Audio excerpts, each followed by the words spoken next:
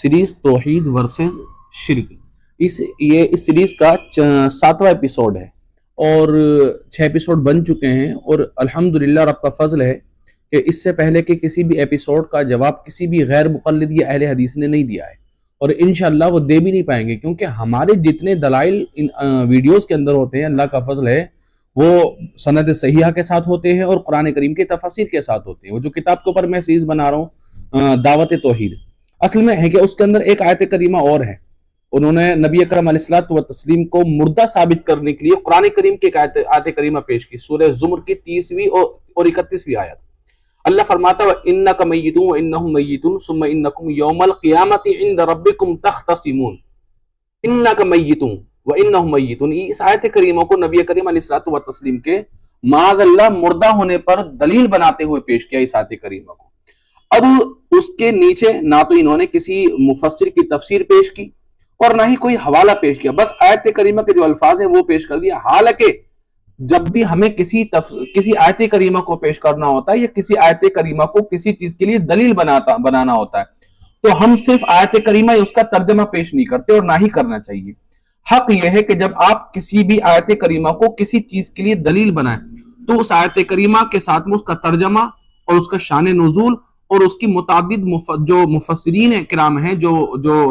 मोतबर तफासिर हैं, वो तफासिर पेश की जाए, उसके बाद में जो है वजाहत की जाए और अपनी दलील उस आयत करीमा को बनाया जाए। लेकिन मैं ये बात गारंटी के साथ कहता हूं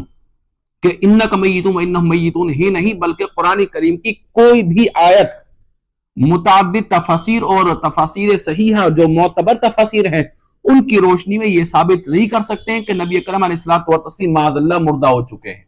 बल्कि हम अल्लाह के फजल से बहुत सारी तफासिर के हवाले से और जो है बहुत सारी तफासिर के हवाले से, कुरान करीम के आयत के हवाले से और बहुत बेशुमार अहादीस मुबारक की रोशनी में इंशाअल्लाह हम ये जरूर साबित कर सकते हैं कि नबी अकरम अलैहिस्सलातु व तस्लीम अपनी बरज़खी जिंदगी में सबसे आला और सबसे अफजल जिंदगी गुजार रहे हैं और नबी अकरम अलैहिस्सलातु व तस्लीम अपनी कब्र मुबारक के अंदर जिंदा हैं और जो आशिक हैं, जो दीवाने हैं, सुन्नी सही अकीदा हैं, उनको अल्लाह के रसूल सल्लल्लाहु अलैहि वसल्लम फैज़ भी अता फरमाते हैं और अपनी नजर करम भी उस पर फरमाते हैं।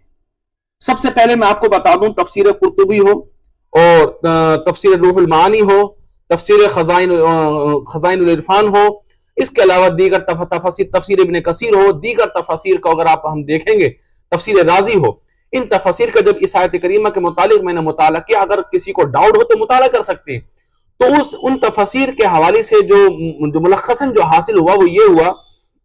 कि अल्लाह रब्बुल इज्जत ने अपने महबूब सल्लल्लाहु अलैहि वसल्लम को सब्र की तलकीन दी। जो कुफार मुशरिकीन आप नबी अकरम अलैहिस्सलातु व तस्लीम पर जुल्म करते थे, ज्यादती करते थे, तो रब तबारक व तआला ने अपने महबूब को सब्र की तलकीन फरमाई। अल्लाह रब्बुल इज्जत ने फरमाया इन्नका मय्यितुन, ए महबूब आप भी मरने वाले हैं, वो इन्नकुम मय्यितुन और उनको भी मरना है। तो मरने में और मुर्दा होने में जमीन आसमान का फर्क है। मरना उसको कहते हैं कि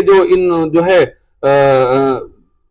बस मौत का जायका चखा, जैसे कि कुरान करीम के अंदर है कि हर बशर को मौत का जायका चखना है, तो जायका चखना ये मरना हो गया। और मुर्दा कहते हैं जो मरने के बाद में कैद हो जाए और बरज़खी जिंदगी में उसके बेड़ियां डाल दी जाए, उसको कहा जाता है मुर्दा। तो नबी अकरम अलैहिस्सलातु व तस्लीम मुर्दा नहीं है, आपने सिर्फ मौत का जायका चखा, एक आन आपको मौत आई, उसके बाद आपको जो इससे बेहतर जिंदगी अल्लाह रब्बुल इज्जत ने अता फरमा दी।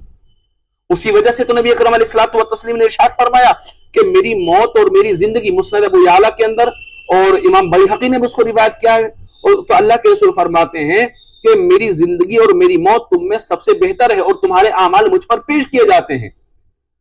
अल्लाह के रसूल की जिंदगी भी तमाम कायनात से ज्यादा अफजल है, अल्लाह के रसूल की वफात भी तमाम कायनात से की मौत और वफात से अफजल है, और अल्लाह के रसूल सल्लल्लाहु अलैहि वसल्लम की जाते बाबरकत पर उम्मत के अमाल पेश करना ये इस बात का वाज़ेह सबूत है और दलील है कि नबी अकरम अलैहिस्सलातु व तस्लीम हयात हैं, जिंदा हैं और अपने गुलामों के, अपने उम्मतियों के अमाल को मुलाहजा भी फरमाते हैं। ये हदीस पाक मुस्नद अबू याला और इमाम बैहक़ी ने इसको रिवायत किया है, ठीक है, और असानीद सहीहा के साथ बयान किया है। अगर इम्मत तो गलत साबित करके दिखाएं। इसके अलावा दूसरी हदीस पाक है, अल्लाह के रसूल सल्लल्लाहु अलैहि वसल्लम इरशाद फरमाते अल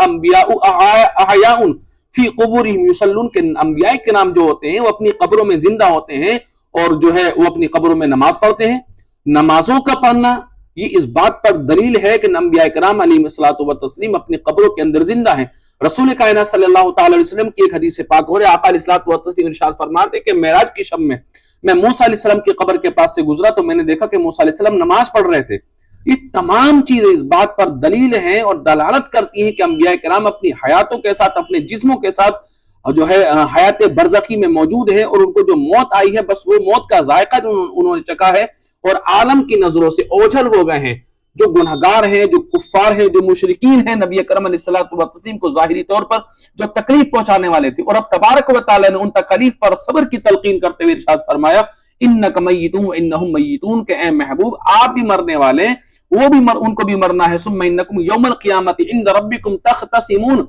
फिर कयामत के दिन अब रब के हुजूर झगड़ेंगे। किस बात में झगड़ेंगे, कैसा मुखासमा होगा? वो मुखासमा इस बात का होगा कि कुफार मुशरिकीन कहेंगे हम हक पर हैं और उनकी कोई दलील सही साबित नहीं हो सकती है रब के हुजूर, और अंबिया किराम ये साबित करेंगे कि हम हक पर थे और अंबिया किराम की जो दलीलें हैं वो मजबूत होंगी,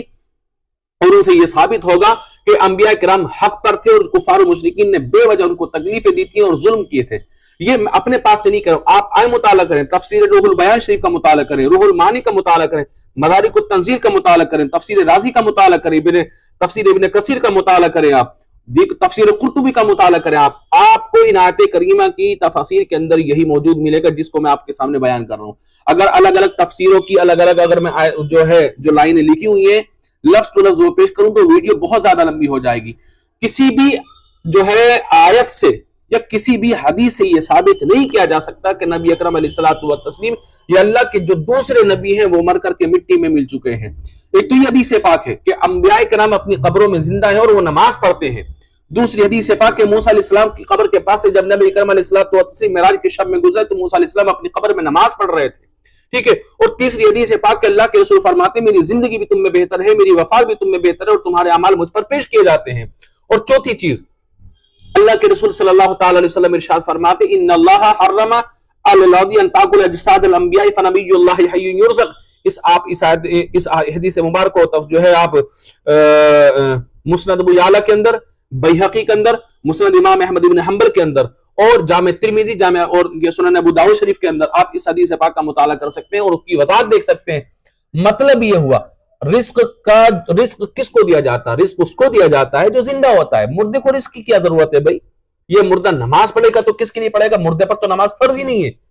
जिंदे पर नमाज फर्ज है और जिंदे को ही रिस्क दिया जाता है। तो अंबिया किराम अपनी कब्रों में रिस्क पाते हैं, उनको रिस्क दिया जाता है। ये बात ये जो जुज है हदीस मुबारक इस बात पर दलालत करता है कि अंबिया किराम अपनी कब्रों में मौजूद है, जिंदा है और खुदा तबारक व तआला की रहमत से उनको रिस्क मिलता है और जमाने को अपना फैज बांटते हैं, अल्लाह की इबादत करते हैं। बेशुमार हमारे पास में अल्हम्दुलिल्लाह ऐसी जो है आयत कुरान करीम की आयत करीमा भी मौजूद है इस बात पर कि नबी अकरम अलैहिस्सलातु व जैसे मैंने पहली वीडियो में बताया था वला तक़ूलू लिमन युक़तलू फी सबीलिल्लाहि अमवात वला यहज़न और जो है वला तहसबन्ना लज़ीना क़ुतिलू फी सबीलिल्लाहि अमवात कूनू अला शुहदाई। इस आयत करीमा ही इस बात पर दलील है और दलालत करती है कि अंबिया किराम अपनी जिस्मों के साथ अपनी कब्रों में जिंदा हैं और अपने चाहने वालों को, अपने उम्मतियों को फैजान भी लुटाते हैं और उम्मतियों के अमालों पर को भी आप मुशाहदा फरमाते हैं और उम्मतियों के अमाल को भी देखते हैं और उम्मतियों के अमाल अंबिया किराम पर पेश किए जाते हैं। सलामुन अला नूहिन फिल आलमीन, सलामुन अला इब्राहीम, सलामुन अला मूसा व हारून, के मूसा और हारून पर सलाम हो, इब्राहीम पर सलाम हो और आलम के अंदर नूह पर सलाम हो। सलाम तभी तो पेश होगा ना जब कोई जिंदा होगा, मुर्दे पर सलाम पेश करके क्या होने वाला है? यह आयत करीमा, ये हदीस मुबारक इस बात पर दलालत करती है कि अंबिया किराम अलैहिस्सलातु व तस्लीम जिंदा है। अगर इसकी रद में